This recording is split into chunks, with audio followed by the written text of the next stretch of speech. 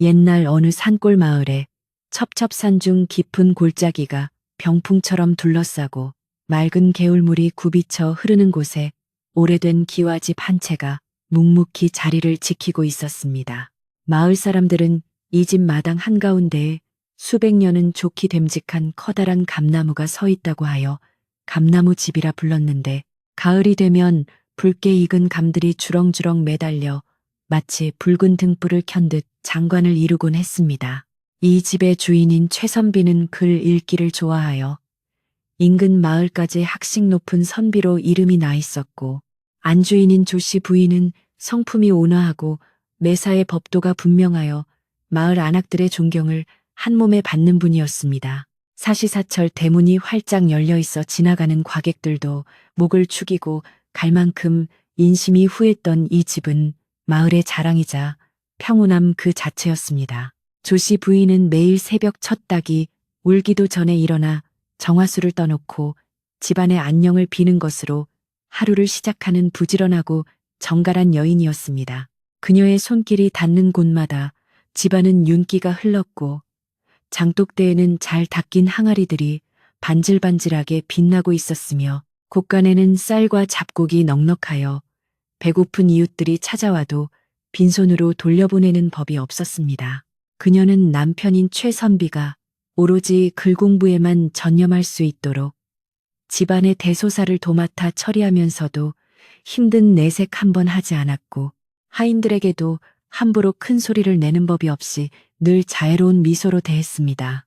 마을 사람들은 입을 모아 조씨 부인이야말로 양반가 여인의 표상이라 칭송했고, 최선비 역시 그런 부인을 깊이 신뢰하고 의지하며 부부 사이의 정은 깊은 강물처럼 잔잔하게 흘렀습니다. 그러나 계절이 바뀌어 찬바람이 불기 시작하고 마당에 감나무 잎이 하나둘 떨어져 앙상한 가지만 남을 무렵부터 평화롭던 감나무 집에 묘한 기운이 감돌기 시작했습니다.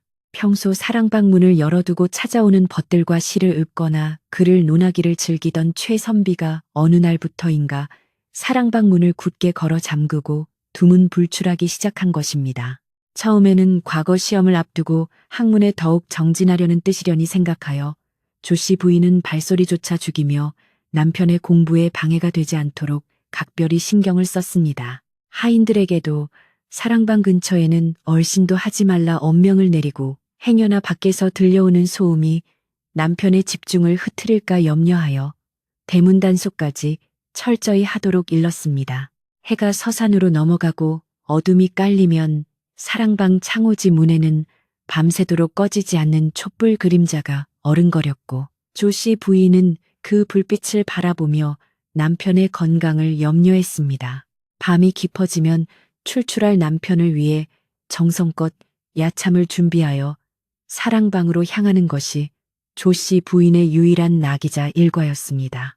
잣을 곱게 갈아 만든 잣죽이나 꿀을 재운 배숙을 소반에 받쳐 들고 조심스럽게 마루를 건너갈 때면 그녀의 마음속에는 남편을 향한 존경과 사랑이 가득 차올랐습니다.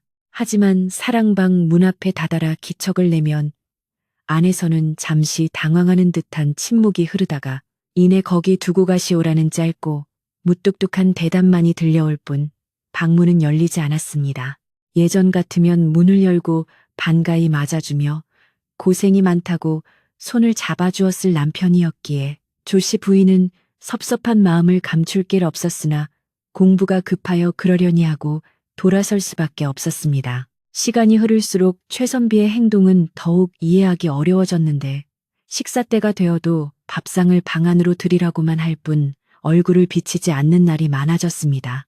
조씨 부인이 문 밖에서 서방님, 날이 차오니 식기 전에 드십시오 하고 말을 건네도 안에서는 책장 넘기는 소리 대신 무언가를 부스럭거리는 소리나 황급히 감추는 듯한 인기척만 들려올 뿐이었습니다.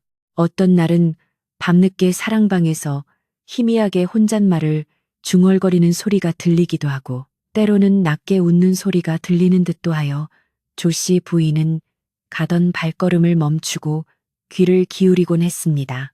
그러나 다시 귀를 쫑긋 세우고 들어보면 바람 소리에 묻혀 아무것도 들리지 않아 자신이 너무 예민해져서 헛소리를 들은 것이라 스스로를 타이르며 안채로 돌아오곤 했습니다. 조 씨 부인의 마음 한구석에는 설명할 수 없는 불안감이 싹트기 시작했는데 그것은 단순히 남편이 바빠서 얼굴을 못 보는 것과는 다른 종류의 서늘함이었습니다. 사랑방 문틈으로 새어나오는 공기는 예전의 묵향, 그윽하던 학자의 박냄새가 아니라 어딘지 모르게 달큰하고 비릿한 향내가 섞여 있는 듯 했습니다. 부인은 그 냄새의 정체를 알 수 없어 고개를 갸웃거렸지만 차마 남편에게 무슨 향을 피우느냐고 묻지는 못했습니다.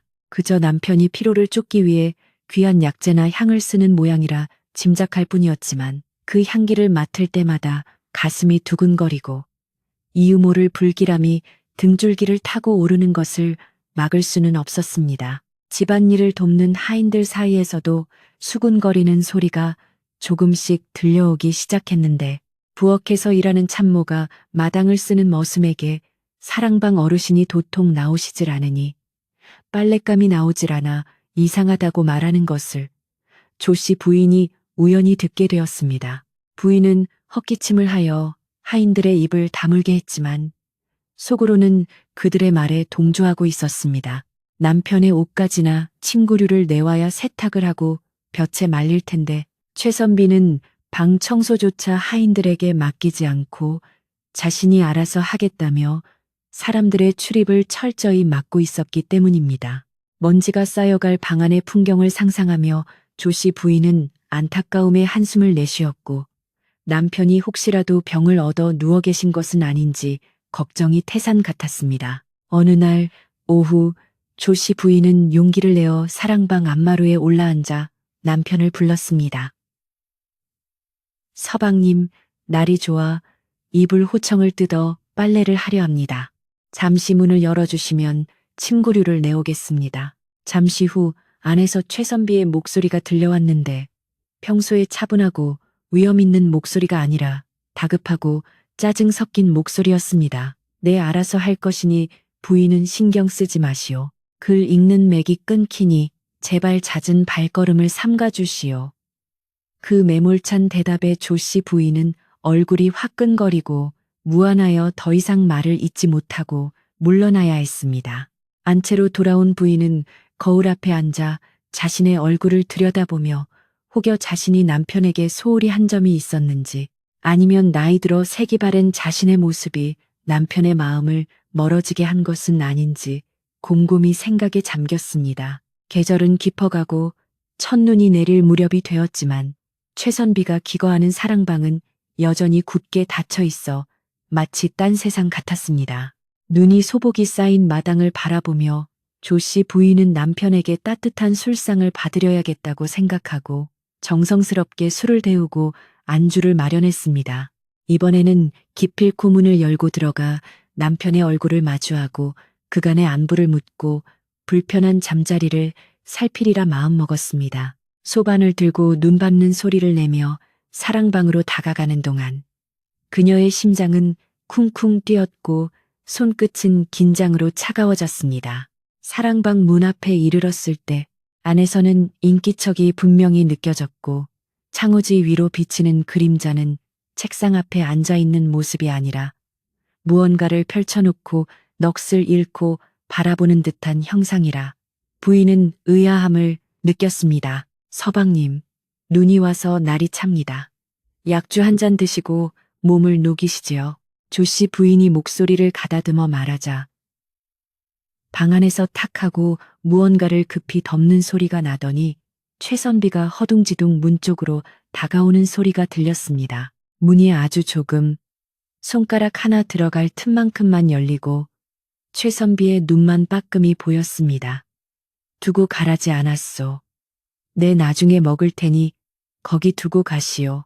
남편의 눈빛은 충혈되어 있었고 며칠 씻지 못한 듯 수염이 덥수룩했으며 무엇보다 시선을 아내에게 맞추지 못하고 방 안쪽을 힐끔거리는 모습이 몹시 수상했습니다. 조 씨 부인은 억지로 미소를 지으며 방이 차지 않으십니까? 군불이라도 더 넣을까요? 라고 물었으나 최선비는 되었다 하며 황급히 문을 닫아버렸습니다. 문이 닫히는 순간 아주 짧은 찰나였지만 조씨 부인은 방 안에서 풍겨 나오는 묘한 향기와 함께 벽에 걸린 족자가 비스듬하게 틀어져 있는 것을 보았습니다. 평소 반듯한 성격의 남편이라면 결코 용납하지 않았을 흐트러짐이 방 안 곳곳에 배어 있다는 느낌을 받았습니다. 그리고 문이 닫히기 직전 책상 위에 펼쳐져 있던 것이 유교 경전이나 성리대전 같은 두꺼운 책이 아니라 비단으로 표구를 한 얇은 화첩 같은 것이라는 것을 얼핏 본 것 같기도 했습니다. 하지만 문은 야속하게도 닫혀버렸고 빗장을 지르는 소리가 차갑게 달그락거리며 부인의 가슴을 때렸습니다. 마루에 덩그러니 놓인 술상을 바라보며 조씨 부인은 하염없이 내리는 눈을 맞으며 한참을 그 자리에 서 있어야 했습니다. 안채로 돌아온 조씨 부인은 밤이 늦도록 잠을 이루지 못하고 바느질 바구니를 끌어당겨 앉았습니다. 바늘에 실을 꿰어 한 땀 한 땀 술을 놓으려 했지만 마음이 어지러워 자꾸만 손을 찔리고 말았습니다.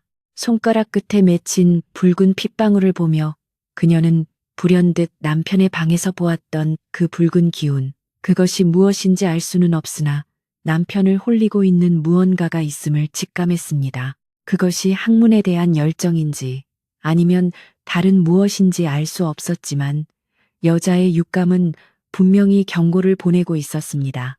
이 집안의 평화를 위협하는 무언가가 사랑방 깊은 곳에서 숨을 쉬고 있다는 생각에 그녀는 몸서리를 쳤습니다. 이튿날 아침, 조씨 부인은 마음을 다잡고 평소보다 더욱 부지런히 집안을 살폈습니다. 하인들을 독려하여 눈을 치우게 하고 아궁이마다 불을 넉넉히 지펴 온기를 돌게 했습니다. 그녀는 자신이 중심을 잡아야 집안이 흔들리지 않는다는 것을 누구보다 잘 알고 있었기 때문입니다. 하지만 그녀의 시선은 자꾸만 건너편 사랑채로 향했고 닫힌 방문을 볼 때마다 가슴 한구석이 묵직하게 내려앉는 기분이었습니다. 그때 마침 마을 장에 나갔다 돌아온 늙은 유모가 부인의 곁으로 다가와 조심스럽게 말을 건넸습니다. 마님, 마을 아래 주막에 낯선 사람들이 들었다는데 그중 어떤 이가 우리 집 어르신을 찾는다는 소리를 들었습니다요. 유모의 말에 조씨 부인의 눈썹이 꿈틀했습니다. 어르신을 찾는다고? 어떤 사람이더냐? 부인이 묻자 유모는 주위를 살피며 목소리를 낮추었습니다. 행색은 좀 남루한데 말씨는 서울 말씨를 쓰는 것이 예사 사람은 아닌 듯 싶습니다. 헌데 그 눈빛이 어찌나 교활해 보이던지 영 마음이 놓이지 않습니다. 조씨 부인은 유모의 말에 고개를 끄덕이며 깊은 생각에 잠겼습니다. 남편이 칩거하는 것과 낯선 이의 방문이 무관하지 않을 것이라는 예감이 들었기 때문입니다. 그녀는 유모에게 아무래도 집안 단속을 더 철저히 해야겠네. 대문 빗장을 잘 걸고 낯선 사람이 오면 반드시 나에게 먼저 알리게 하게라고 단호하게 일렀습니다. 해가 중천에 떴을 때 사랑방 쪽에서 인기척이 나더니 최선비가 오랜만에 밖으로 나왔습니다. 눈이 부신지 손으로 햇빛을 가리며 마당으로 내려선 그는 안채 쪽은 쳐다보지도 않고 곧장 뒷간으로 향했습니다. 조씨 부인은 그 뒷모습을 바라보며 남편이 얼마나 야위었는지를 확인하고 가슴이 미어지는 듯 했습니다. 도포 자락에 헐렁할 정도로 살이 내린 남편의 걸음걸이는 힘이 없어 보였고 마치 몽유병 환자처럼 허공을 걷는 듯 위태로워 보였습니다. 부인은 당장이라도 달려가 남편을 부축하고 싶었지만 남편의 자존심을 알기에 그저 문틈으로 지켜볼 수밖에 없었습니다. 최선비가 다시 사랑방으로 들어가려 할 때 조씨 부인은 부엌에서 갓 쪄낸 떡을 접시에 담아들고 마당으로 나섰습니다. 서방님, 잠시만요. 부인이 부르는 소리에 최선비는 화들짝 놀라며 멈춰섰습니다. 마치 죄를 지은 사람처럼 과도하게 놀라는 모습에 부인은 더욱 의구심이 들었지만 내색하지 않고 온화한 미소를 지으며 다가갔습니다. 며칠 곡기를 끊으시다시피 하여 걱정이 되어 떡을 좀 했습니다. 이것만이라도 드시고 하십시오. 최선비는 부인의 얼굴을 똑바로 쳐다보지 못하고 시선을 땅에 둔 채 떨리는 손으로 접시를 받아들었습니다. 고맙소. 내 정신이 없어 부인에게 소홀했구려. 남편의 그 한마디 사과에 조씨 부인의 서운했던 마음이 눈 녹듯 사라지는 듯 했으나 동시에 남편의 손에서 나는 낯선 냄새가 코를 찔렀습니다. 그것은 묵향도 아니고 약재 냄새도 아니었습니다. 그것은 아주 오래된 종이 냄새와 함께 여인의 분냄새 같은 것이 섞여 있는 기이한 향기였습니다. 조씨 부인은 순간적으로 숨이 턱 막히는 것을 느꼈습니다. 이 산골마을, 그것도 남자들만 드나드는 사랑방에서 여인의 분냄새가 날 리가 없는데 이것이 도대체 무슨 조화란 말인가. 부인의 눈동자가 흔들리는 것을 눈치챘는지 최선비는 황급히 등을 돌려 방 안으로 들어가 버렸고 또다시 문이 쾅 닫히는 소리가 마당에 울려 퍼졌습니다. 그날 이후 조씨 부인의 고민은 더욱 깊어졌습니다. 남편의 옷소매에서 맡았던 그 향기는 분명 환각이 아니었습니다. 그녀는 밤마다 잠을 설치며 천장을 바라보았고 사랑방 쪽에서 들려오는 바람소리 하나에도 예민하게 반응했습니다. 집안의 분위기는 점점 무거워져 갔고 하인들도 주인마님의 어두운 표정을 보며 숨을 죽이고 지냈습니다. 평화롭던 감나무 집에 보이지 않는 균열이 생기기 시작한 것입니다.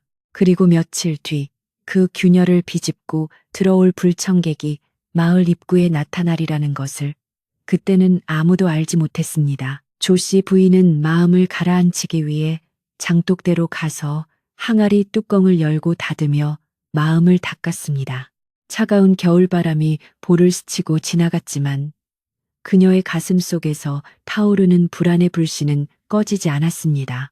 그녀는 하늘을 올려다보며 제발 이 모든 것이 자신의 과한 걱정이기를, 남편이 그저 학문에 너무 심취하여 잠시 길을 잃은 것뿐이기를 간절히 빌었습니다. 그러나 하늘은 잿빛 구름으로 뒤덮여 있었고 금방이라도 큰 눈이 쏟아질 듯 묵직하게 내려앉아 있었습니다. 집안을 지키려는 안주인의 간절한 바람과는 달리 운명의 수레바퀴는 이미 삐걱거리며 굴러가고 있었습니다. 어느 늦은 밤 조씨 부인은 사랑방 앞을 서성이다가 문틈으로 새어나오는 빛을 통해 방 안의 그림자를 보게 되었습니다. 그림자는 혼자가 아니었습니다. 분명히 남편의 그림자 옆에 또 다른 무언가가 있는 듯 보였습니다. 그것은 사람의 형상이라기보다는 족자나 병풍 같은 것이 펼쳐진 모양새였으나 바람의 촛불이 흔들릴 때마다 마치 살아있는 여인이 춤을 추는 듯한 기묘한 움직임을 보였습니다. 조씨 부인은 입을 틀어막고 그 자리에서 얼어붙었습니다. 남편이 밤새도록 바라보고 있는 것, 남편을 홀린 것의 정체가 사람이 아닌 그림일지도 모른다는 생각이 스치고 지나갔지만 아직은 확신할 수 없었습니다. 그저 불길한 예감이 현실로 다가오고 있다는 공포감만이 그녀를 감싸고 돌았습니다. 그렇게 불길한 예감이 감나무 집 담장을 넘어 마당 깊숙이 스며들던 어느 날, 하늘의 구멍이라도 뚫린 듯 한방눈이 펑펑 쏟아지는 저녁 무렵이었습니다. 대문 밖에서 인기척이 나더니 누군가 조심스럽게 문고리를 두드리는 소리가 들려왔는데 바람 소리에 묻혀 처음에는 잘못 들었나 싶을 정도로 미약한 소리였습니다. 하인이 나가 대문을 삐그덕 열자 그곳에는 눈을 하얗게 뒤집어 쓴 젊은 여인 하나가 캥겹 옷을 입고 추위에 바들바들 떨며 서 있었습니다. 여인은 보따리 하나를 가슴에 꼭 껴안고 있었는데 파랗게 언 입술로 간신히 말을 떼며 자신이 최선비의 먼 친척되는 사람이라고 소개했습니다. 집안의 내력을 줄줄이 읊으며 갈 곳이 없어 찾아왔다는 여인의 말에 하인은 급히 안채로 달려가 조씨 부인에게 이 사실을 고했습니다. 조씨 부인은 뜻밖의 손님에 당황스러웠으나 엄동설안에 찾아온 사람을 문전박대하는 것은 양반가의 도리가 아니라고 생각하여 급히 여인을 안으로 들이라 일렀습니다. 방으로 들어온 여인이 고개를 들어 인사를 올리는데 촛불 아래 드러난 그녀의 얼굴은 묘하게 사람의 시선을 잡아끄는 구석이 있었습니다. 스스로를 매양이라 밝힌 그녀는 눈꼬리가 살짝 치켜 올라가고 입술이 유난히 붉어 고생을 모르고 자란 듯 피부가 백옥처럼 고와 보였습니다. 먼 친척 조카뻘 된다고는 하나 조 씨 부인은 시댁의 족보를 훤히 꿰고 있었음에도 매양이라는 이름은 생전 처음 들어보는 것이라 고개를 갸웃거릴 수밖에 없었습니다. 하지만 매양이 눈물을 글썽이며 부모를 여의고 의탁할 곳이 없어 먼 친척 어르신 명망만 믿고 왔다고 하소연하니 마음 약한 조 씨 부인은 의심을 거두고 따뜻한 아랫목을 내어주었습니다. 최선비에게도 이 사실을 알렸으나 사랑방문은 여전히 굳게 닫힌 채 알아서 거두어 주시오라는 무미건조한 대답만 돌아왔을 뿐입니다. 남편이 먼 친척이라 찾아온 아이의 얼굴조차 보지 않겠다고 하니 조 씨 부인은 그 냉정함에 또 한 번 가슴이 서늘해졌으나 한편으로는 남편이 여색을 멀리하고 공부에만 전념하느라 그런 것이라 애써 좋게 해석하려 노력했습니다. 부인은 매양에게 행랑채에 볕 잘 드는 방을 하나 내어주며 겨울을 날 동안 편히 지내라 이르렀습니다. 매양은 연신 허리를 굽혀 감사하다는 말을 되뇌었지만 고개를 숙인 그녀의 입가에는 알듯 모를 듯한 묘한 미소가 스치고 지나가는 것을 조 씨 부인은 미처 보지 못했습니다. 매양이 감나무 집에 머물게 된 지 며칠이 지나자 집안에는 이전과는 다른 낯선 공기가 감돌기 시작했습니다. 매양은 밥값을 하겠다며 부엌일을 돕겠다고 나섰으나 그녀의 손놀림은 전혀 살림을 해본 사람의 것이 아니었습니다. 빗자루를 잡는 손은 엉성했고 행주를 짜는 힘은 터무니없이 약하여 오히려 일거리를 만들기 일쑤였지만 그녀는 힘들다는 기색 없이 생글생글 웃으며 하인들의 넋을 빼놓곤 했습니다. 특히 남자 하인들이 장작을 패거나 물을 길어올 때면 매양은 굳이 그 곁을 지나가며 옷자락을 스치거나 은근한 눈빛을 보내어 사내들의 마음을 싱숭생숭하게 만들었습니다. 늙은 하인들은 혀를 차며 고개를 돌렸지만 젊은 머슴들은 매양의 뒤를 힐끔거리며 이를 손에 잡지 못하는 일이 잦아졌습니다. 무엇보다 이상한 점은 매양의 옷차림과 행동거지였습니다. 가난하여 의탁하러 왔다는 처지가 무색하게 그녀가 가져온 보따리 속에서는 때때로 화려한 비단 저고리나 값비싼 장신구가 나오기도 했습니다. 그녀는 조 씨 부인이 보는 앞에서는 수수한 무명옷을 입고 조신하게 행동하다가도 부인의 눈길이 닿지 않는 곳에서는 옷매무새를 흐트러뜨리거나 콧노래를 흥얼거리는 모습이 목격되곤 했습니다.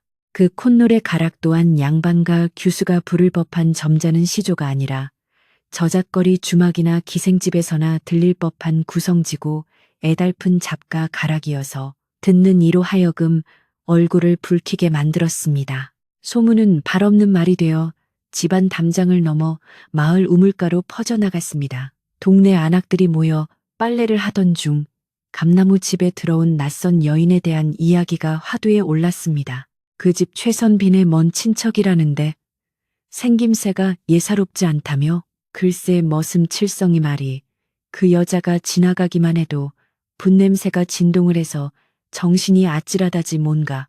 안악들은 방망이질을 멈추고 서로의 얼굴을 쳐다보며 수군거렸습니다. 조신하고 법도 바르기로 소문난 조 씨 부인의 집에 그런 묘한 여인이 들어왔다는 것 자체가 마을 사람들에게는 큰 얘기거리였고 걱정 반, 호기심 반 섞인 시선들이 감나무집 대문을 향하기 시작했습니다.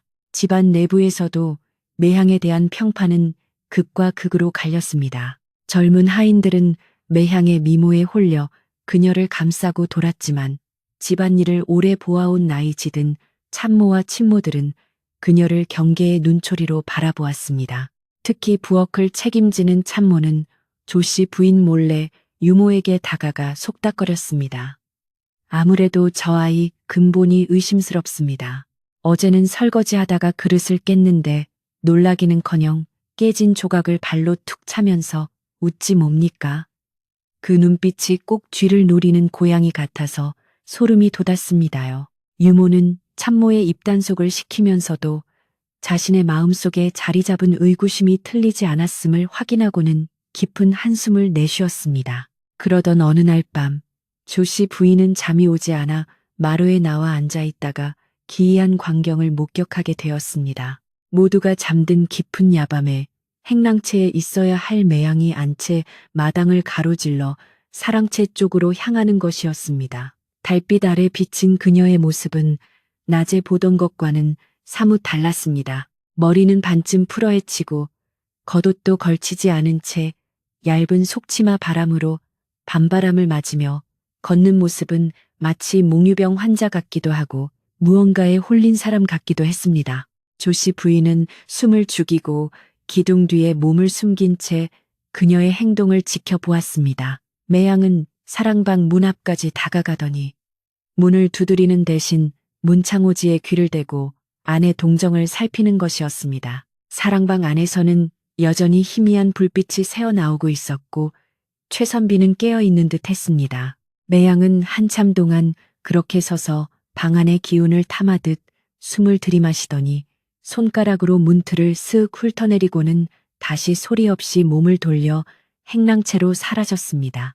그 모든 동작이 너무나 은밀하고 자연스러워서 조씨 부인은 자신이 헛것을 본 것이 아닌가 하여 자신의 볼을 꼬집어 볼 정도였습니다. 하지만 눈 위에 찍힌 매양의 버선 자국은 분명히 남아 있었고 그 발자국은 사랑방을 향해 뚜렷하게 나 있었습니다. 부인의 가슴은 쿵쾅거리며 뛰었고 남편과 저 여인 사이에 자신이 모르는 무언가가 오가고 있다는 불길한 확신이 들기 시작했습니다.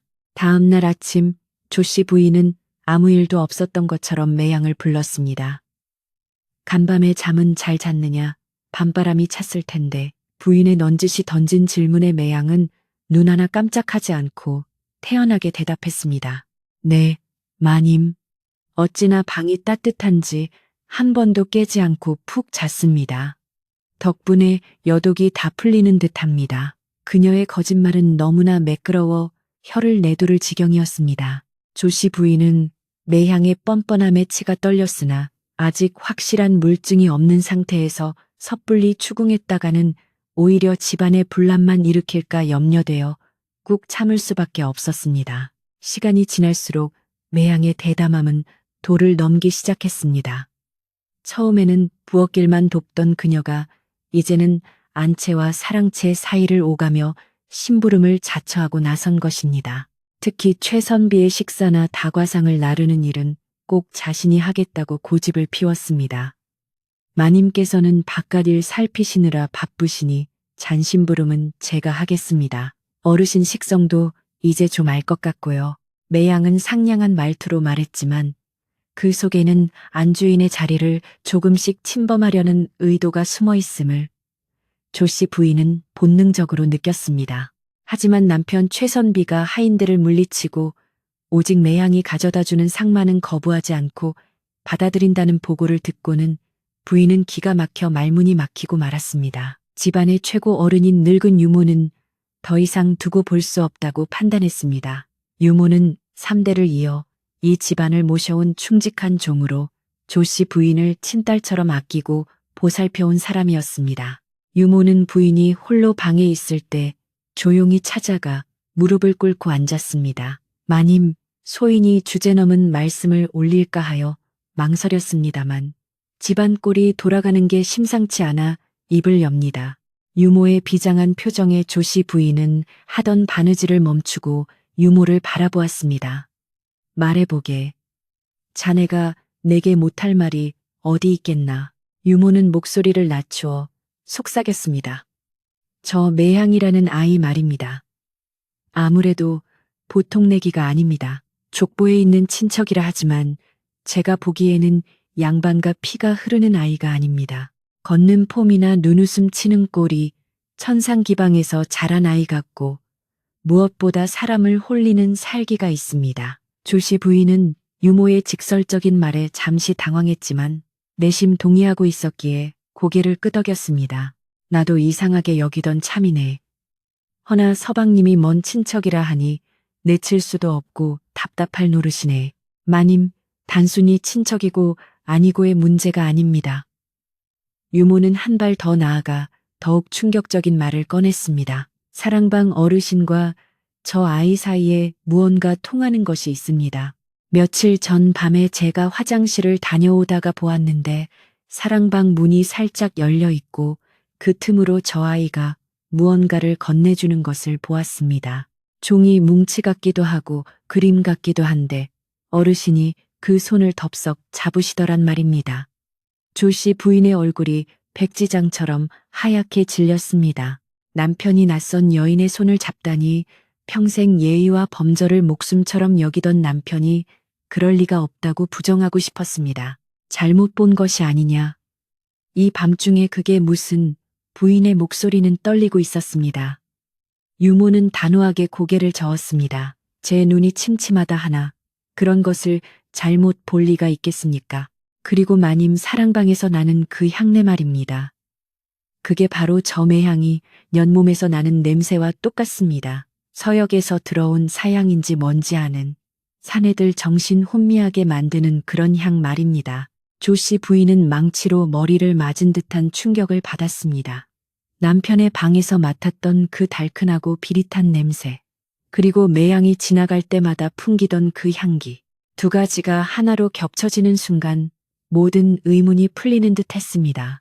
조씨 부인은 떨리는 손으로 가슴을 움켜쥐었습니다. 그럼 어찌해야 한단 말인가? 서방님이 저 아이에게 홀리기라도 했다는 말인가? 유모는 부인의 손을 꼭 잡으며 간곡히 말했습니다. 마님, 지금은 슬퍼하고 계실 때가 아닙니다. 집안의 기둥이 흔들리고 있습니다. 어르신이 잠시 마음의 병이 들어 헛것에 홀리신 것이라면 마님께서 중심을 잡고 끊어내셔야 합니다. 사랑방을 한번 자세히 살펴보셔야 합니다. 저것들이 밤에 무슨 짓을 꾸미는지, 그 방 안에 무엇을 숨겨두고 있는지, 낱낱이 파헤치지 않으면 이 집안은 쑥대밭이 될 것입니다. 유모의 말은 매서운 회초리가 되어 조씨 부인의 정신을 번쩍 들게 했습니다. 지금까지는 남편의 체면을 생각하여 덮어두고 참아왔지만 이제는 더 이상 물러설 곳이 없음을 깨달았습니다. 사랑방은 단순히 남편의 공부방이 아니라 가문의 정신이 머무는 곳인데 그곳이 정체불명의 여인과 알 수 없는 기운으로 더럽혀지고 있다는 것은 안주인으로서 결코 용납할 수 없는 일이었습니다. 조씨 부인의 눈빛이 서서히 달라지기 시작했습니다.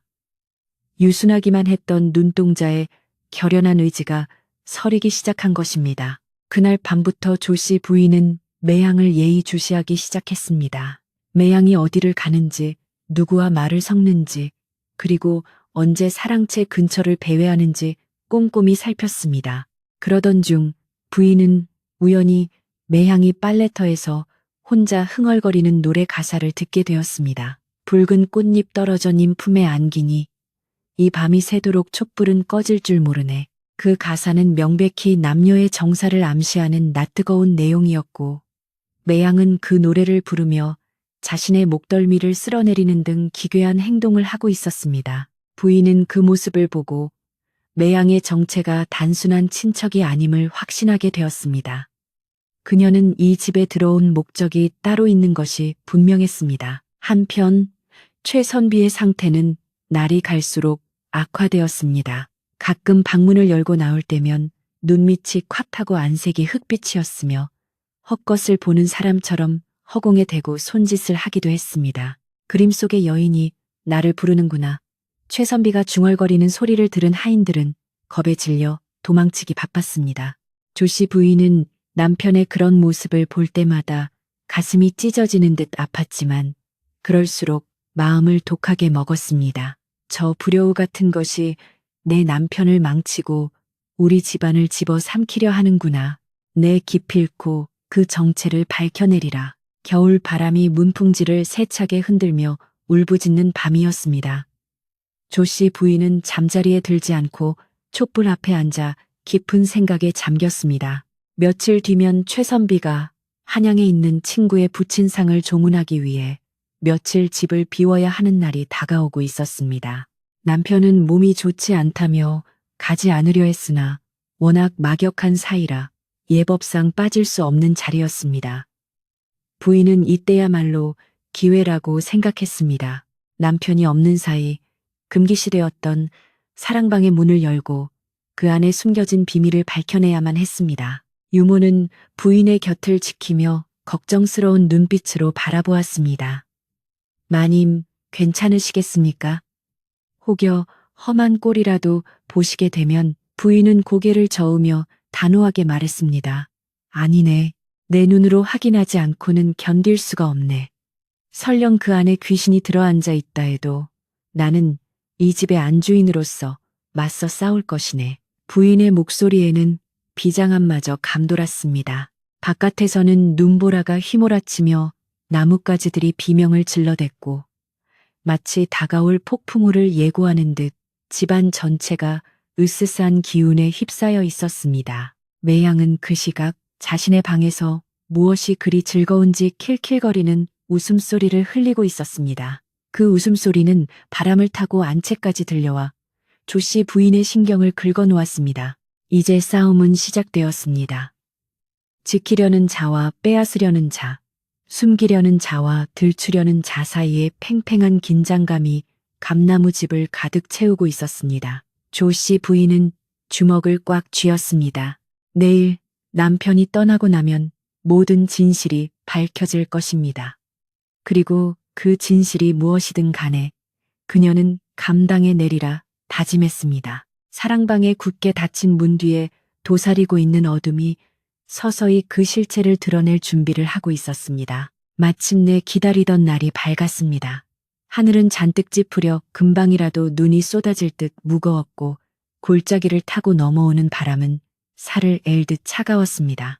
최선비는 한양길을 떠나기 위해 채비를 서두르면서도 마음은 온통 사랑방에 가 있는 듯 안절부절 못했습니다. 가끈을 매면서도 손을 떨었고 버선을 신으면서도 몇 번이나 중심을 잃고 비틀거렸습니다. 조씨 부인은 그런 남편의 모습을 묵묵히 지켜보며 괴나리 보찜을 챙겨주었습니다. 평소 같으면 먼 길 떠나는 남편을 위해 육포며 말린 과일을 넉넉히 챙겨놓고 혹여 춥지 않을까 속옷을 겹겹이 준비하며 걱정의 말을 쏟아냈을 테지만 이날 부인의 입은 굳게 다물어져 있었습니다. 그 침묵이 오히려 최선비에게는 더 큰 압박으로 다가왔는지 그는 아내의 눈을 피하며 헛기침만 해댔습니다. 대문 앞에 선 최선비는 마지막으로 신신당부했습니다. 부인, 내가 없는 동안 집안 단속 잘하시오. 그리고 내 누누이 일렀지만 사랑방에는 절대 들어가지 마시오. 중요한 서책을 분류해 놓았으니 바람이라도 들어가 책장이 흩어지면 큰일이오. 청소도 하지 말고 군불만 떼서 냉기나 없게 하시오. 알겠소? 그의 목소리는 당부라기보다는 거의 애원에 가까웠습니다. 조씨 부인은 표정 변화 없이 고개를 숙이며 나직이 대답했습니다. 염려 마시고 다녀오십시오. 집안일은 제가 알아서 건사하겠습니다. 그 대답에 최선비는 안도하는 듯 했으나 여전히 떨어지지 않는 발걸음을 억지로 옮기며 마을 어귀로 사라졌습니다. 남편의 뒷모습이 시야에서 완전히 사라질 때까지 조씨 부인은 대문 기둥을 잡고 서 있었습니다. 그녀의 눈빛은 슬픔을 넘어선 어떤 서늘한 결의로 빛나고 있었습니다. 남편이 떠나고 집안에는 정막이 감돌았습니다. 하지만 조씨 부인에게는 아직 해결해야 할 거추장스러운 존재가 남아 있었습니다. 바로 매양이었습니다. 최선비가 떠나자 매양은 마치 곱비 풀린 망아지처럼 안채와 사랑채 사이를 기웃거리며 콧노래를 흥얼거렸습니다. 주인 없는 집에서 자신이 안주인이라도 된양 행세하려는 기색이 역력했습니다. 조씨 부인은 매양을 불렀습니다. 매양아, 날이 차서 그런지 몸이 으슬으슬하구나. 읍내 의원에 가서 약을 좀 지어오너라. 그리고 오는 길에 장터에 들러 제사에 쓸 건어물도 좀 사오고. 부인은 짐짓 아픈 척하며 미간을 찌푸렸습니다. 매양은 입을 삐죽거렸습니다. 추운 날씨에 심리길을 다녀오라는 명이 달가울 리 없었습니다. 마님, 하인들도 많은데 어찌 저에게. 매양이 토를 달려고 하자 조씨 부인은 정색을 하며 말을 잘랐습니다. 약재를 고르는 일은 눈썰미가 있어야 한다. 네가 총명해 보이니 시키는 것이다. 딴소리 말고 다녀오너라. 평소의 온화함과는 다른 단호한 위험에 눌려 매양은 더 이상 대꾸하지 못하고 억지로 채비를 갖추어 집을 나섰습니다. 매양의 모습이 언덕 너머로 사라지는 것을 확인한 조씨 부인은 하인들에게도 일감을 주어 멀리 내보냈습니다. 머슴들은 뒷산으로 택감을 하러 보내고 찬모에게는 개울 건너 방앗간에 다녀오라 일렀습니다. 이제 집안에는 오직 조씨 부인 혼자만이 남게 되었습니다. 넓은 기와집에 홀로 남겨진 조씨 부인은 숨을 깊게 들이마셨습니다. 차가운 겨울 공기가 폐부 깊숙이 들어와 뜨겁게 달아오른 속을 식혀주었습니다. 그녀는 안채 마루에서 내려와 사랑채로 향하는 돌계단을 하나하나 밟았습니다. 그 짧은 거리가 마치 천리길처럼 멀게 느껴졌습니다. 수십 년을 살아온 집이건만 사랑채로 향하는 길목이 이토록 낯설고 두렵게 느껴진 적은 없었습니다. 사랑방 앞 툇마루에 올라선 그녀는 방문 앞에 섰습니다. 문고리에는 굳게 닫힌 자물쇠가 걸려 있었지만 안주인에게 열지 못할 문은 없었습니다. 그녀는 품속에서 미리 준비해둔 열쇠 꾸러미를 꺼냈습니다. 손이 미세하게 떨려 열쇠 구멍을 찾기가 쉽지 않았습니다. 철컥 둔탁한 금소금과 함께 자물쇠가 풀렸습니다. 그 소리가 어찌나 크게 들리는지 마치 벼락치는 소리 같아 부인은 잠시 주위를 둘러보았습니다. 아무도 없다는 것을 확인한 후 그녀는 조심스럽게 문을 열었습니다. 끼익, 오랫동안 기름칠을 하지 않은 문경첩이 비명을 지르며 열렸습니다. 문이 열리자마자 방 안에서 훅 끼쳐나오는 냄새에 조씨 부인은 저도 모르게 인상을 찌푸리며 뒷걸음질 쳤습니다. 그것은 묵향이 아니었습니다. 오래된 종이 썩는 냄새, 촛농 타는 냄새, 그리고 무엇보다 며칠 전 남편의 옷자락에서 그리고 매양의 몸에서 맡았던 그 비릿하고 달큰한 분 냄새가 뒤섞인 역한 공기였습니다. 방 안은 대낮임에도 불구하고 어두컴컴했습니다. 창호지 문을 겹겹이 발라 빛을 차단해 놓았기 때문이었습니다. 조씨 부인은 방 안으로 한 발짝 들어섰습니다. 발바닥에 닿는 장판의 냉기가 서늘했습니다. 눈이 어둠에 익숙해지자 방 안의 풍경이 서서히 들어왔습니다. 평소 깔끔하고 정갈하던 최선비의 성격과는 정반대로 방 안은 난장판이나 다름없었습니다. 먹물이 튀어 얼룩진 방바닥, 아무렇게나 구겨져 구석에 처박힌 종이 뭉치들, 그리고 타담한 양초들이 여기저기 굴러다니고 있었습니다. 이것은 학자의 방이 아니었습니다. 무언가에 미쳐 이성을 잃은 사람의 소굴이었습니다. 부인은 떨리는 가슴을 진정시키며 책상 앞으로 다가갔습니다. 책상 위에는 성리학 서적들이 어지럽게 펼쳐져 있었으나 그것은 누군가에게 보이기 위한 위장인 듯 먼지가 뽀얗게 앉아 있었습니다. 최근에 읽은 흔적이 전혀 없는 책들이었습니다. 부인은 책들을 하나하나 드러내 보았습니다.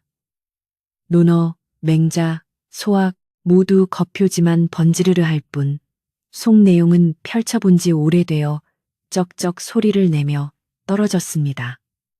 도대체 무엇을 감추려고 이리 하셨습니까?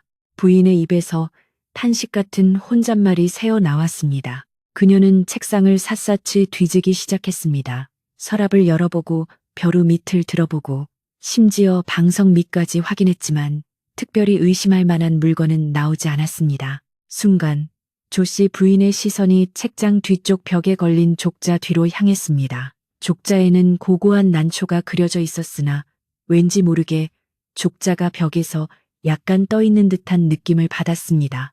부인은 조심스럽게 족자를 들어 올렸습니다. 그러자 벽에 작은 틈새가 보였고 그 틈새는 종이로 교묘하게 발라져 있어 자세히 보지 않으면 모를 정도였습니다. 손톱으로 종이를 살살 긁어내자 벽 안쪽에 작은 공간이 드러났습니다. 일종의 벽장이었습니다. 그 깊숙한 어둠 속에 비단 보자기 쌓여 있는 길쭉한 물건 하나가 놓여 있었습니다. 부인은 침을 꿀꺽 삼키며 그 물건을 꺼냈습니다. 묵직했습니다. 떨리는 손으로 보자기를 풀어내자 붉은색 끈으로 묶인 두루마리가 나타났습니다. 겉모양부터가 예사롭지 않았습니다. 일반적인 서책이나 그림에 쓰이는 종이가 아니라 중국에서 건너온 듯한 값비싼 비단 종이였습니다. 끈을 푸는 손끝이 저려왔습니다. 이것이 이 집안을, 남편을 망가뜨린 원흉일 것이라는 직감이 강하게 들었습니다. 마침내 끈이 풀리고 부인은 천천히 두루마리를 펼치기 시작했습니다. 그림이 조금씩 모습을 드러내자 조씨 부인의 눈이 휘둥그레졌습니다. 첫 장면부터 남녀가 서로 엉겨 붙어 있는 적나라한 모습이 그려져 있었습니다. 속칭 추나라 불리는 그림이었습니다.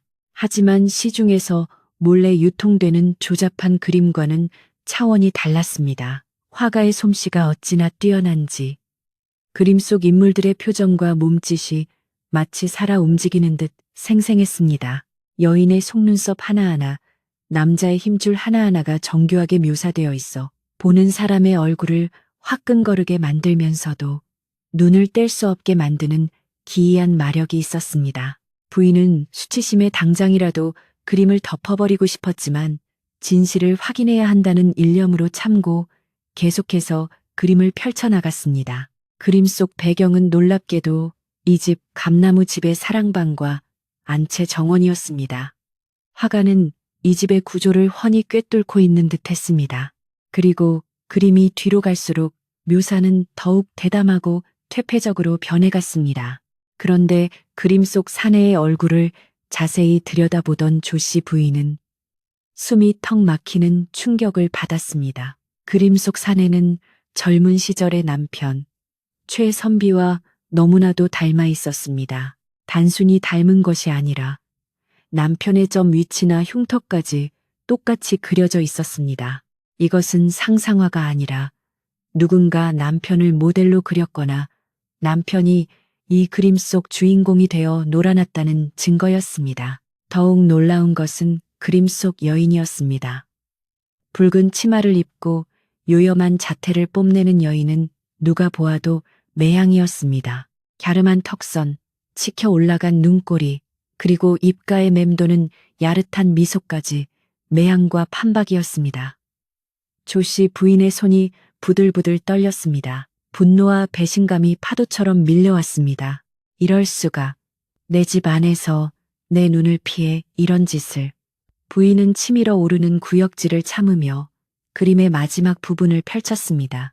그곳에는 여인이 등을 돌리고 앉아 머리를 빗는 장면이 그려져 있었는데 반쯤 흘러내린 저고리 사이로 드러난 여인의 하얀 목덜미 아래 어깨 죽지에 선명한 붉은 점 하나가 찍혀 있었습니다. 그 붉은 점을 보는 순간 조씨 부인의 머릿속에 며칠 전의 기억이 섬광처럼 스치고 지나갔습니다.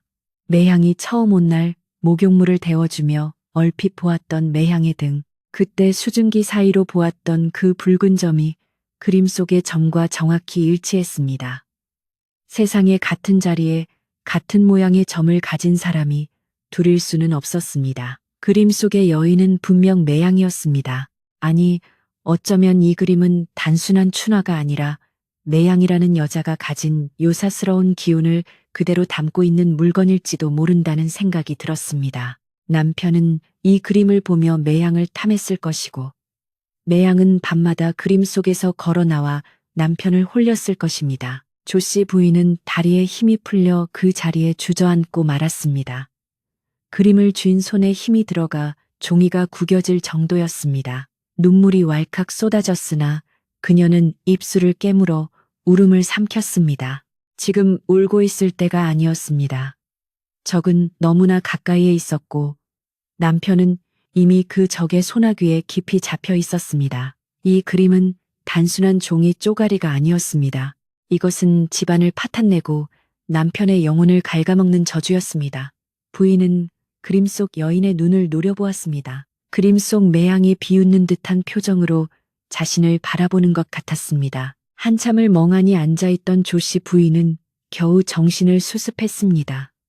밖에서 바람 소리가 거세지고 있었습니다. 시간이 얼마나 흘렀는지 해가 뉘엿뉘엿 넘어가 방안이 더욱 어둑해졌습니다. 매향이 돌아올 시간이 다가오고 있었습니다. 부인은 그림을 당장 아궁이에 쳐넣고 태워버리고 싶은 충동을 억누르며 다시 떨리는 손으로 두루마리를 말았습니다.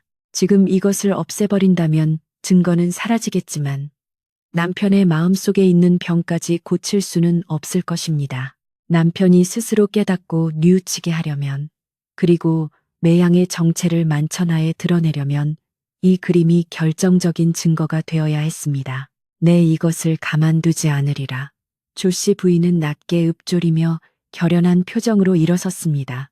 그녀는 그림을 다시 원래 있던 벽장 속에 넣으려다 잠시 멈칫했습니다. 아니, 여기 두어서는 안 된다. 남편이 돌아오면 또다시 이것을 꺼내보고 혼이 나갈 것이다. 하지만 그림이 사라지면 남편은 발광할지도 모른다.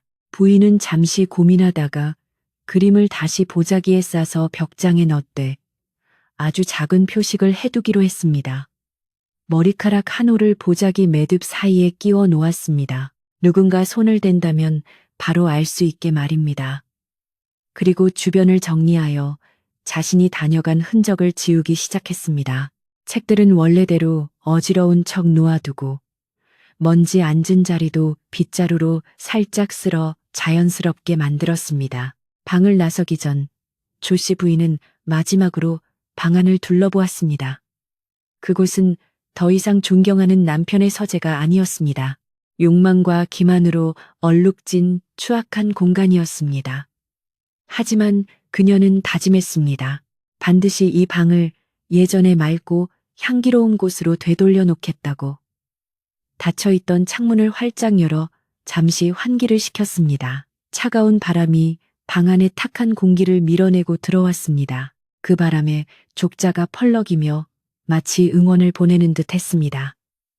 부인은 다시 문을 닫고 자물쇠를 채웠습니다. 철컥하는 소리가 이번에는 다르게 들렸습니다. 그것은 전쟁을 선포하는 신호탄과도 같았습니다. 안채로 돌아온 조씨 부인은 거울 앞에 앉아 헝클어진 머리를 단정히 빗었습니다. 거울 속에 비친 자신의 얼굴은 창백했지만 눈빛만은 형형하게 살아 있었습니다. 잠시 후 대문 밖에서 인기척이 들리고 매양의 목소리가 들려왔습니다. 마님, 다녀왔습니다요. 어찌나 춥던지 발이 꽁꽁 얼었습니다. 투정 부리는 듯한 그 목소리가 이제는 뱀이 혀를 날름거리는 소리처럼 들렸습니다. 조씨 부인은 깊은 숨을 한 번 내쉬고는 표정을 바꾸었습니다. 평소처럼 온화하고 자애로운 안주인의 가면을 썼습니다. 하지만 그 가면 아래에는 서슬퍼런 칼날이 숨겨져 있었습니다. 부인은 마루로 나가 매양을 맞이했습니다. 오느라 고생했다. 읍내까지 다녀오느라 배가 고프겠구나. 부엌에 따뜻한 밥을 해두었으니 어서 가서 먹거라. 매양은 부인의 안색을 살피는 듯 눈을 가늘게 뜨고 쳐다보았으나 부인의 태도가 평소와 다름없자 안심한 듯 활짝 웃었습니다. 네, 마님, 역시 마님밖에 없습니다. 매양이 부엌으로 총총걸음으로 사라지자 조씨 부인은 그 뒷모습을 보며 싸늘하게 중얼거렸습니다. 그래, 많이 먹어두거라. 그것이 이 집에서 먹는 마지막 밥이 될지도 모를 테니. 밤이 깊어가고 눈발은 더욱 거세졌습니다. 조씨 부인은 잠자리에 들었으나 잠은 오지 않았습니다. 머릿속에는 온통 그림 속의 붉은 점과 매향의 얼굴, 그리고 며칠 뒤 돌아올 남편의 얼굴이 뒤엉켜 돌아갔습니다. 그녀는 이불 속에서 주먹을 꽉 쥐었습니다. 며칠 뒤 남편이 돌아오는 날이 바로 심판의 날이 될 것입니다. 그녀는 머릿속으로 차근차근 계획을 세웠습니다. 누구를 불러야 할지, 언제 그림을 꺼내야 할지, 그리고 어떤 말로 그들을 꾸짖어야 할지 시나리오는 완성되었습니다. 이제 무대 위에 배우들이 올라오기만을 기다리면 되었습니다. 바람 소리가 마치 울음소리처럼 들리는 그 밤, 감나무 집의 밤은 길고도 험했습니다. 하지만 조씨 부인은 두려워하지 않았습니다. 그녀에게는 지켜야 할 집이 있었고 되찾아야 할 남편이 있었기 때문입니다. 어둠 속에서 그녀의 눈은 샛별처럼 빛나고 있었습니다. 최선비가 한양에서 돌아오기로 한 날은 유난히 바람이 잠잠하고 하늘이 높았습니다. 폭풍전야와 같은 고요함이 감나무 집을 감싸고 있었고 조씨 부인은 아침 일찍부터 분주하게 움직였습니다. 그녀는 하인들에게 집안 구석구석을 쓸고 닦게 하였으나 정작 사랑방 문은 열지 못하게 엄명을 내렸습니다. 그 방의 문은 오직 주인인 최선비와 그 안에 숨겨진 진실을 알고 있는 자신만이 열 수 있는 판도라의 상자와도 같았기 때문입니다. 부인은 부엌에 들러 오늘 저녁 상차림을 직접 지시했습니다. 평소 남편이 좋아하던 담백한 나물 반찬과 맑은 조개탕을 준비하게 했지만 그 음식들이 즐거운 만찬이 될지 아니면 죄를 묻는 신문의 상이 될지는 오직 하늘만이 알 일이었습니다. 해질녘이 되자 멀리서 터덜거리는 발소리와 함께 최선비가 모습을 드러냈습니다. 며칠 만에 보는 남편의 얼굴은 장독대 뒤에 숨어있던 그림자처럼 어둡고 초췌했습니다. 조문은 핑계였을 뿐 마음이 콩밭에 가 있는 사람처럼 눈동자는 불안하게 흔들렸고 대문에 들어서자마자 안채를 향해 인사를 하기보다는 사랑채 쪽을 먼저 힐끔거리는 모습이 조씨 부인의 가슴을 후벼 팠습니다. 부인은 마루로 내려가 남편을 맞이했습니다.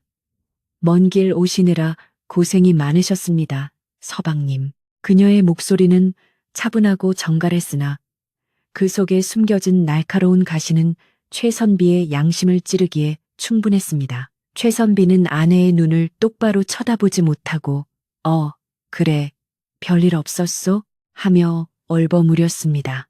최선비가 여장을 풀기도 전에 조씨 부인은 단호한 어조로 말했습니다. 서방님, 옷을 갈아입으시고 잠시 안방으로 드시지요. 드릴 말씀이 있습니다. 평소 같으면 사랑방에서 쉬시라 했을 부인이 안방으로 들라 하니 최선비는 의아해했으나 부인의 기색이 예사롭지 않아 거역할 수 없었습니다. 부인은 이어 지나가는 하인을 불러 일렀습니다. 행랑채에 있는 매양이도 지금 당장 안방으로 오라고 하여라. 그리고 유모, 자네도 함께 들어오게.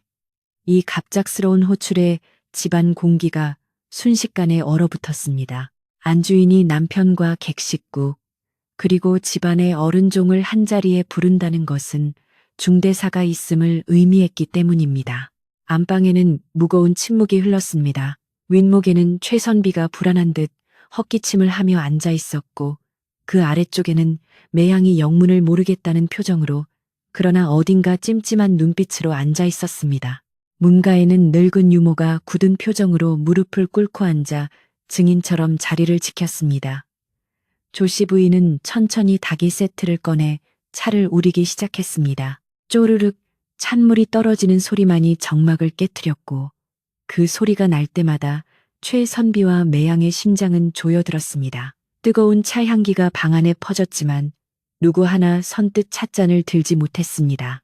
조씨 부인의 눈매는 매서웠고 입술은 굳게 다물어져 있었습니다. 서방님, 그리고 매양아. 긴 침묵 끝에 조씨 부인이 입을 열었습니다. 목소리는 낮았으나 방 안을 쩌렁쩌렁 울리는 힘이 있었습니다.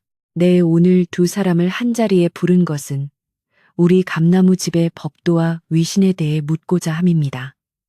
최선비는 흠칫 놀라며 찻잔을 엎지를 뻔했습니다. 매양은 눈을 도르르 굴리며 빠져나갈 구멍을 찾는 듯 했습니다. 조씨 부인은 품속에서 꺼낸 것이 아니라 미리 병풍 뒤에 숨겨두었던 붉은 보자기 하나를 꺼내어 좌중의 한가운데에 내려놓았습니다. 그 보자기를 보는 순간 최선비의 얼굴은 사색이 되어 백지장처럼 하얗게 질렸고 매향의 입가에 걸려있던 얄팍한 미소는 순식간에 얼어붙었습니다. 이것이 무엇인지 서방님께서는 아시겠지요? 조씨 부인의 물음에 최선비는 입술만 달싹일 뿐 아무 말도 하지 못했습니다. 부인은 대답을 기다리지 않고 천천히, 아주 천천히 보자기를 풀었습니다. 붉은 끈이 스르르 풀리는 소리가 마치 뱀이 기어가는 소리처럼 들렸습니다. 두루마리가 펼쳐지고 그 안에 담긴 적나라한 그림이 드러나자 방 안의 공기는 수치심과 경악으로 가득 찼습니다. 유모는 참아 보지 못하겠다는 듯 고개를 돌리고 혀를 찼으며 최선비는 고개를 푹 숙이고 깊은 한숨을 내쉬었습니다. 그림 속 남녀의 낯뜨거운 자세보다 더 충격적인 것은 그림 속 인물들이 지금 이 방에 앉아 있는 두 사람과 너무나 똑같다는 사실이었습니다. 조씨 부인은 떨지 않는 손으로 그림의 특정 부분을 짚었습니다. 보십시오. 이 그림 속 여인의 등, 왼쪽 어깨 축지 아래에 선명하게 찍힌 붉은 점을 부인의 손가락이 가리킨 곳에는 핏빛처럼 붉은 점 하나가 그려져 있었습니다. 그리고 부인은 시선을 천천히 돌려 매향을 쏘아보았습니다. 매향아, 네가 이 집에 처음 온 날 목욕을 하겠다고 물을 데워달라 하였지. 그때 내 눈으로 똑똑히 보았다. 네 몸에 있는 점과 이 그림 속의 점이 어찌 이리도 똑같으냐. 매향은 당황하여 옷깃을 여미며 뒤로 물러나려 했으나 뒤에는 벽이 가로막고 있었습니다. 아, 아니, 그것이 무슨 말씀이신지. 저는 모르는 일입니다. 그저 우연히 매향이 더듬거리며 변명하려 하자 조씨 부인은 유모에게 눈짓을 보냈습니다. 유모야, 네가 가서 확인해 보거라. 내 눈이 늙어 잘못 본 것인지 아니면 이 아이가 거짓을 고하는 것인지. 유모는 기다렸다는 듯이 벌떡 일어나 매양에게 다가갔습니다. 매양이 반항하려 했으나 평생 밭일과 집안일로 다져진 유모의 억센 소나기를 당해낼 수는 없었습니다. 유모가 매양의 저고리 뒷깃을 확 젖히자 하얀 속살 위에 선명하게 박힌 붉은 점이 드러났습니다. 그림 속의 그 점과 위치도 크기도 색깔도 한치의 오차 없이 일치했습니다. 세상에나 어찌 이런 망측한 일이. 유모의 탄식과 함께 모든 진실이 만천하에 드러났습니다. 최선비는 더 이상 고개를 들지 못하고 바닥만 쳐다보며 몸을 떨었습니다. 자신이 그토록 소중히 여기며 밤마다 탐닉했던 그림이 사실은 자신의 눈과 귀를 멀게 하고 집안을 파탄으로 몰고 갈 흉물이었음이 밝혀지는 순간이었습니다. 조씨 부인은 그림을 다시 둘둘 말아 쥐고는 남편을 향해 엎드려 절을 올리는 것이 아니라 똑바로 앉아 준엄하게 꾸짖었습니다. 서방님, 학문을 닫고 성현의 말씀을 따르겠다던 선비의 사랑방이 어찌하여 기방의 뒷방보다 못한 곳이 되었습니까?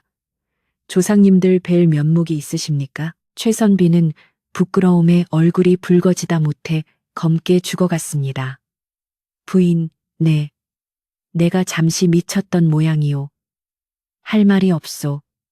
죽을 죄를 지었소. 그의 목소리는 기어들어 갈 듯 작았으나 그 속에 담긴 후회는 진심인 듯 했습니다. 그는 매양에게 홀린 것이 아니라 자신의 마음속 깊은 곳에 숨어있던 헛된 욕망에 홀렸던 것임을 비로소 깨달은 것입니다. 조씨 부인은 남편의 사과를 듣고는 시선을 매양에게 돌렸습니다. 매양은 이제 모든 것이 끝났음을 직감한 듯 도끼 어린 눈빛은 사라지고 겁에 질린 어린아이와 같은 표정을 짓고 있었습니다. 너는 듣거라. 내 너를 친척이라 믿고 거두어 주었거늘 은혜를 원수로 갚고 주인 어른을 홀려 집안을 쑥대밭으로 만들려 하였느냐. 조씨 부인의 목소리는 서릿발처럼 차가웠습니다. 네 정체가 무엇이든 사람이든 여우든 그것은 중요치 않다.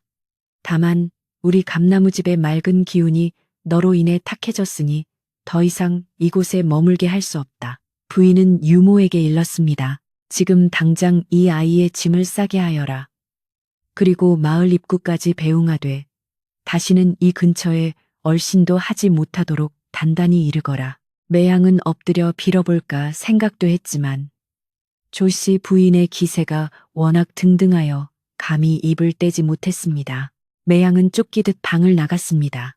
밖에는 어느새 어둠이 짙게 깔려 있었고 차가운 바람만이 윙윙거리며 그녀의 빈손을 때렸습니다. 그녀가 가져왔던 화려한 옷가지와 장신구들은 허망한 욕심의 껍데기처럼 초라해 보였습니다. 유모는 매양을 대문 밖으로 내밀며 소금을 한 바가지 뿌렸습니다. 넷, 재수옴 붙을라. 다시는 우리 마님 눈에 띄지 마라. 소금 알갱이가 하얀 눈 위로 흩어지는 소리와 함께 대문이 쾅 하고 닫혔습니다. 빗장 지르는 소리가 그 어느 때보다 단호하고 명쾌하게 들렸습니다.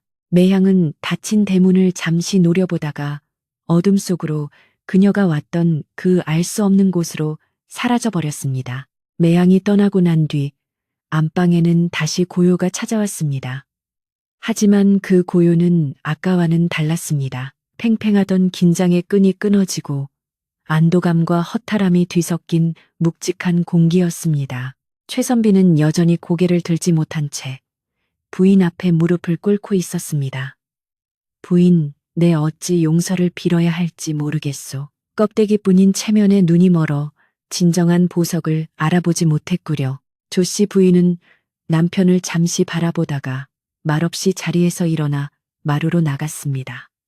그녀의 손에는 문제의 춘화가 들려 있었습니다. 부인은 마당 한가운데에 있는 화로에 불을 지폈습니다. 타닥타닥 장작이 타오르며 붉은 불꽃이 춤을 추기 시작했습니다. 그녀는 망설임 없이 두루마리를 불길 속으로 던져 넣었습니다. 비단 종이에 그려진 그림은 순식간에 불이 붙어 검은 연기를 내뿜으며 타오르기 시작했습니다. 그림 속에 요염하던 여인도 음탕한 눈빛을 보내던 사내도 모두 뜨거운 불길 속에서 녹아내리고 재가 되어갔습니다. 매캐한 냄새가 진동했지만 그것은 썩은 내가 사라지고 정화되는 과정의 냄새였습니다. 최선비는 마루에 앉아 그 광경을 지켜보며 눈물을 흘렸습니다. 타오르는 불꽃이 자신의 더러운 욕망을 태워주는 것만 같았습니다. 그림이 모두 타고 한 줌의 재로 변할 때까지 부인은 자리를 뜨지 않았습니다. 재가 바람에 날려 허공으로 흩어지자 비로소 부인의 얼굴에도 평온이 깃들었습니다. 이제 다 끝났습니다. 서방님. 부인이 나지기 말하자 최선비는 마당으로 내려와 부인의 손을 잡았습니다. 그의 손은 따뜻했고 예전처럼 거칠었지만 진실함이 담겨 있었습니다. 부인 덕분에 내가 살았소. 다시는 이런 어리석은 짓을 하지 않겠소. 두 사람은 서로의 눈을 바라보며 깊은 숨을 내쉬었습니다. 차가운 밤 공기가 상쾌하게 느껴질 만큼 두 사람 사이를 가로막던 벽은 허물어졌습니다. 다음 날 아침, 날이 밝자마자 조씨 부인은 하인들을 불러 사랑방 대청소를 시작했습니다. 창호지를 새로 바르고 묵은 먼지를 털어내고 바닥을 윤이 나게 닦았습니다. 방 안에 배어있던 역한 냄새를 없애기 위해 쑥을 태워 연기를 피우고 맑은 물로 걸레질을 수십 번 반복했습니다. 최선비도 도포 소매를 걷어붙이고 청소를 거들었습니다. 자신이 어질러 놓은 마음의 방을 직접 치우겠다는 의지였습니다. 마을 사람들은 감나무 집에서 들려오는 활기찬 청소 소리에 이제야 그 집에 다시 봄이 오려나 보다라며 안도의 미소를 지었습니다. 사랑방이 말끔하게 정리되자 최선비는 다시 책상 앞에 앉았습니다. 하지만 이번에는 문을 걸어 잠그지 않았습니다. 활짝 열린 방문을 통해 따뜻한 햇살이 방 안 깊숙이 들어왔고 마당에서 일하는 하인들의 소리와 부엌에서 나는 도마 소리가 정겹게 들려왔습니다. 최선비는 소학을 펼쳤습니다. 어려운 이치를 따지는 성리학 책이 아니라 인간이 지켜야 할 기본 도리를 적은 책부터 다시 읽기 시작한 것입니다. 그의 낭낭한 책 읽는 소리가 담장을 넘어 마을 어귀까지 퍼져나갔습니다. 그 소리는 예전의 건조하고 딱딱한 소리가 아니라 깊은 뉘우침과 깨달음이 배어있는 울림 있는 소리였습니다. 저녁이 되자 조씨 부인은 정성스럽게 밥상을 차렸습니다. 화려하지 않지만 정갈한 밥상이 사랑방으로 들어갔습니다. 부인이 직접 상을 들고 들어오자 최선비는 벌떡 일어나 상을 받았습니다. 부인, 고맙소. 이 밥 한 끼가 어찌나 귀한지 이제야 알겠소. 두 사람은 마주 앉아 식사를 했습니다. 특별한 대화는 없었지만 숟가락 부딪히는 소리와 국물을 떠먹는 소리만으로도 충분했습니다. 그 소리는 집안이 다시 평화로운 일상으로 돌아왔음을 알리는 가장 아름다운 음악이었습니다. 식사를 마친 후 최선비는 부인에게 붓과 종이를 가져오라 했습니다. 그리고는 깨끗한 종이에 사무사 스무시에라는 세 글자를 힘주어 썼습니다. 생각함에 간사함이 없다는 뜻이었습니다. 그는 이 글귀를 족자로 만들어 사랑방 벽 춘화가 숨겨져 있던 바로 그 자리에 걸었습니다. 내 이 글귀를 볼 때마다 부인의 지혜와 나의 어리석음을 잊지 않겠소. 최선비의 다짐에 조씨 부인은 비로소 환하게 웃었습니다. 그 미소는 감나무에 열린 홍시처럼 붉고 따뜻했습니다. 밤이 깊어지자 마을은 다시 고요에 잠겼습니다. 하지만 감나무 집의 고요는 며칠 전의 으스스한 정막과는 달랐습니다. 그것은 모든 것이 제자리를 찾은 후에 편안한 휴식과도 같았습니다. 사랑방의 불빛은 은은하게 마당을 비추었고 안방에서는 부인의 바느질 소리가 사각사각 들려왔습니다. 지붕 위의 박들은 달빛을 받아 하얗게 빛났고 마당의 감나무 가지는 바람에 흔들리며 집안을 지키는 파수꾼처럼 든든하게 서 있었습니다.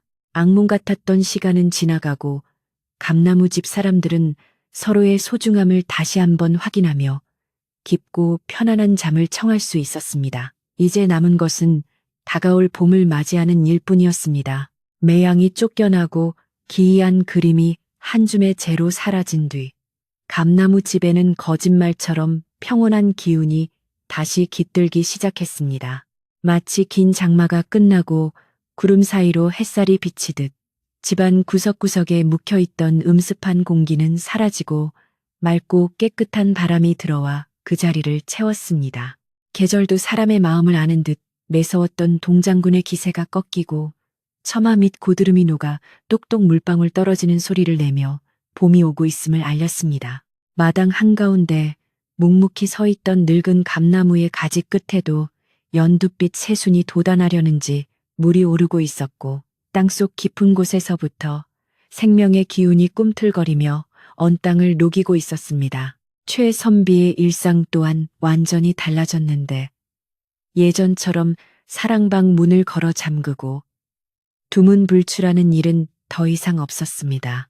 그는 아침 일찍 일어나 사랑방의 문을 활짝 열어젖히고 밤새 쌓인 탁한 공기를 내보내며 하루를 시작했습니다.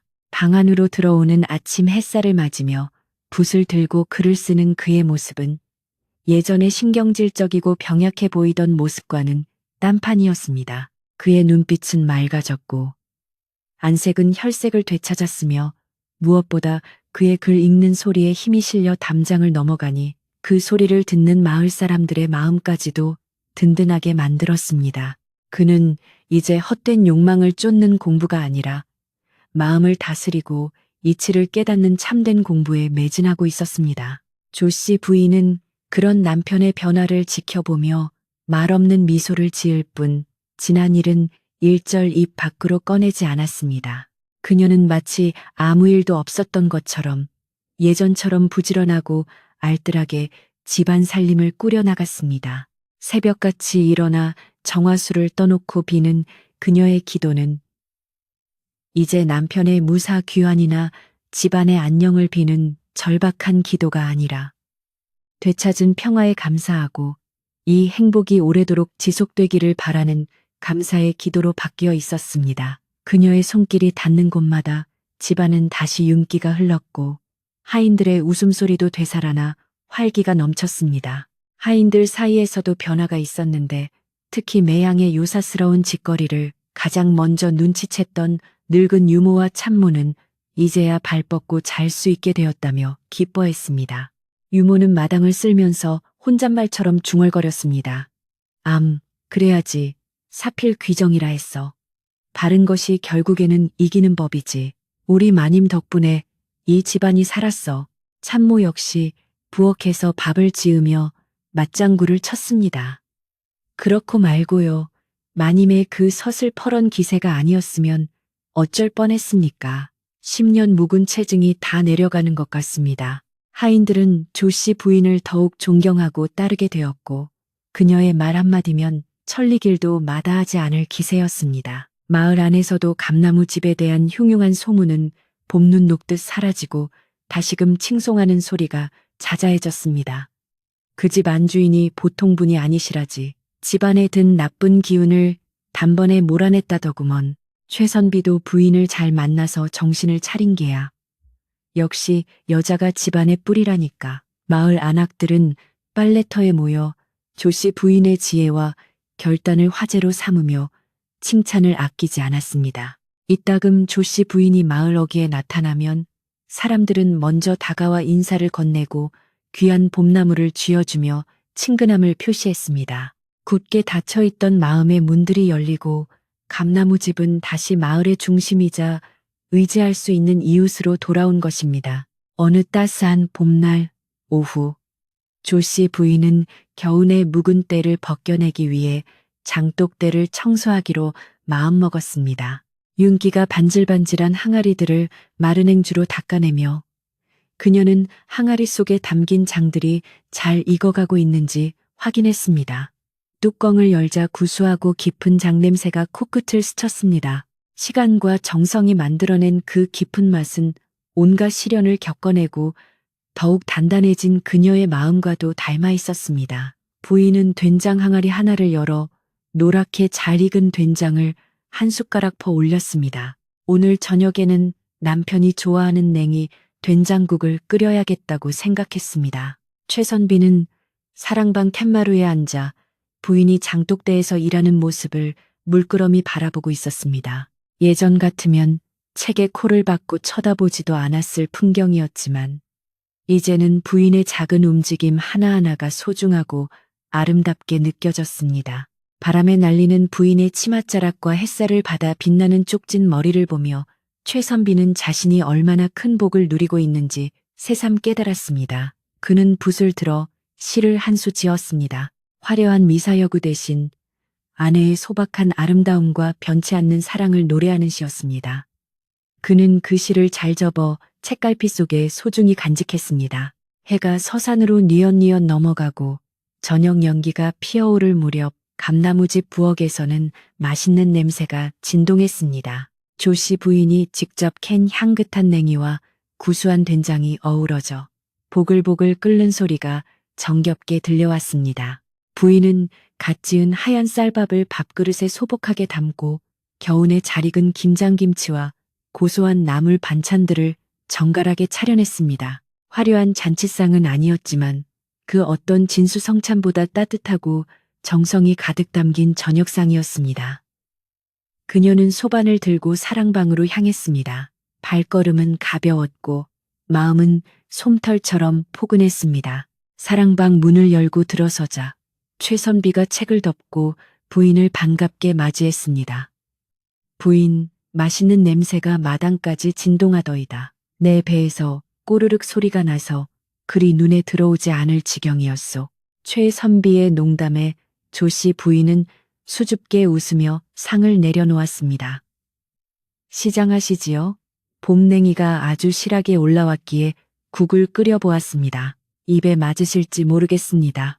두 사람은 작은 밥상을 사이에 두고 마주 앉았습니다. 촛불이 은은하게 방 안을 비추고 두 사람의 그림자가 벽에 다정하게 어우러졌습니다. 최선비는 국물을 한 숟가락 떠서 입에 넣었습니다.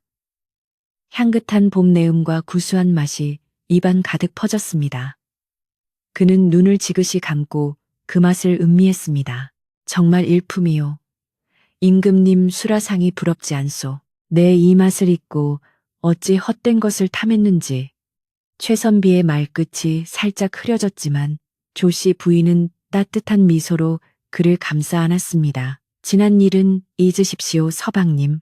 앞으로 맛있는 것 많이 해드릴 테니 건강만 챙기시면 됩니다. 부인은 남편의 밥그릇에 생선살을 발라 올려주었고 최선비는 그런 부인의 손길에 가슴이 뭉클해짐을 느꼈습니다. 식사를 마친 후 부부는 툇마루에 나란히 앉아 차를 마셨습니다.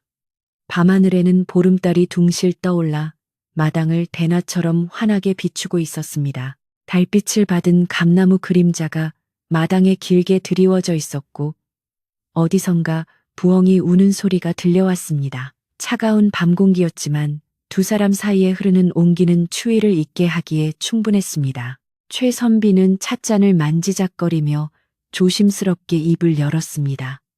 부인, 내가 생각을 해보았는데 앞으로는 마을 아이들에게 글을 가르쳐 볼까 하오. 나 혼자만의 공부는 이제 지루하기도 하고 내가 배운 것을 나누는 것이 도리가 아닌가 싶소. 조씨 부인은 남편의 말에 반색하며 고개를 끄덕였습니다. 참으로 좋은 생각이십니다. 서방님. 서방님의 학식이라면 아이들에게 큰 가르침을 줄 수 있을 것입니다. 마을 사람들도 기뻐할 것이고요. 그녀는 남편이 세상 밖으로 나와 사람들과 어울리며 존경받는 스승이 되기를 내심 바라고 있었습니다. 최선비는 부인의 지지에 힘을 얻은 듯 어깨를 폈습니다. 부인이 그리 말해주니 용기가 나는구려. 내일부터 사랑방을 서당으로 꾸며 아이들을 받아야겠소. 부부의 대화는 밤이 깊도록 이어졌고 그들의 목소리는 도란도란 정겹게 마당을 채웠습니다. 다음 날부터 감나무집 사랑방은 아이들의 글 읽는 소리로 시끌벅적해졌습니다. 마을에 코올리게 아이들이 책보를 메고 하나둘씩 모여들었고 최선비는 엄하면서도 자상한 훈장님이 되어 아이들을 가르쳤습니다. 조씨 부인은 아이들을 위해 찐 고구마나 떡 같은 간식을 챙겨주며 그들을 살뜰히 보살폈습니다. 아이들의 맑은 웃음소리가 담장을 넘어 울려 퍼지자 집안에는 더욱 생기가 돌았습니다. 한때 음습한 기운이 감돌던 사랑방이 이제는 배움과 희망이 자라나는 공간으로 탈바꿈한 것입니다. 마을 사람들은 감나무집을 지나갈 때마다 흐뭇한 표정으로 그 광경을 지켜보았습니다.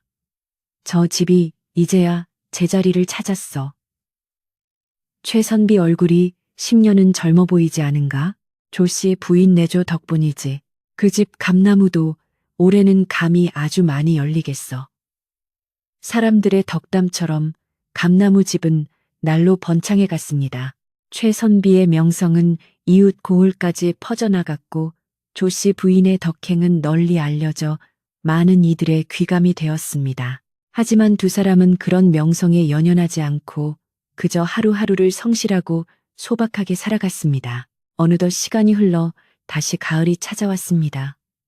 마당의 감나무에는 붉은 감들이 주렁주렁 매달려 파란 하늘과 아름다운 대조를 이루었습니다. 최선비와 조씨 부인은 감나무 아래 평상에 앉아 잘 익은 홍시를 나누어 먹었습니다. 달콤한 홍시의 맛이 입안에서 사르르 녹아내렸습니다. 부인, 이 감맛이 참으로 달구려. 우리가 겪은 고초가 거름이 되어 이리도 단 열매를 맺은 게 아니겠소? 최선비의 말에 조씨 부인은 고개를 끄덕이며 웃었습니다. 그렇습니다. 서방님, 비 온 뒤에 땅이 굳어진다고 하지 않습니까? 우리 집안도 이제는 그 어떤 바람에도 흔들리지 않을 것입니다. 그때 바람이 불어와 감잎 하나가 툭 떨어져 부인의 무릎 위에 내려앉았습니다. 부인은 그 잎을 집어들고 가만히 바라보았습니다. 붉게 물든 단풍잎은 지난 세월의 흔적을 담고 있는 듯 했습니다. 그녀는 생각했습니다. 인생에는 맑은 날도 있고 흐린 날도 있는 법이지만 중요한 것은 서로를 믿고 의지하며 그 시간을 견뎌내는 것이라고. 그녀는 남편의 손을 꼭 잡았습니다. 거칠지만 따뜻한 남편의 손이 그녀에게는 세상에서 가장 든든한 버팀목이었습니다. 밤이 깊어지자 감나무집의 불빛이 하나둘 꺼지고 온 세상이 고요한 잠 속에 빠져들었습니다. 사랑방의 문도 안방의 문도 편안하게 닫혔습니다. 더 이상 숨길 비밀도 불안해할 일도 없는 평온한 밤이었습니다. 지붕 위를 비추는 달빛만이 잠든 가족들을 지키며 은은하게 빛나고 있었습니다. 바람 소리조차 자장가처럼 부드럽게 들려오는 밤. 조씨 부인은 이불을 덮으며 마음속으로 나직하게 되뇌었습니다. 이제 되었습니다. 모든 것이 제자리에 돌아왔으니 편안히 주무십시오. 예리하기는 이렇게 끝이 납니다. 비바람이 몰아쳐도 깊은 뿌리를 가진 나무는 쓰러지지 않듯이 사람의 마음도 진실과 믿음으로 단단히 다져지면 그 어떤 유혹이나 시련도 이겨낼 수 있다는 것을 감나무 집 사람들은 보여주었습니다. 오늘 밤 여러분의 마음 속에도 감나무 집의 평화로운 풍경처럼 따뜻하고 편안한 기운이 가득하기를 바랍니다. 맑은 바람이 창문을 두드리고 꿈속에서는 향긋한 봄꽃 내음이 피어오를 것입니다. 아무 걱정 말고 깊고 단잠 주무시기를. 세상 모든 시름은 잠시 내려놓고 그저 편안하게, 아주 편안하게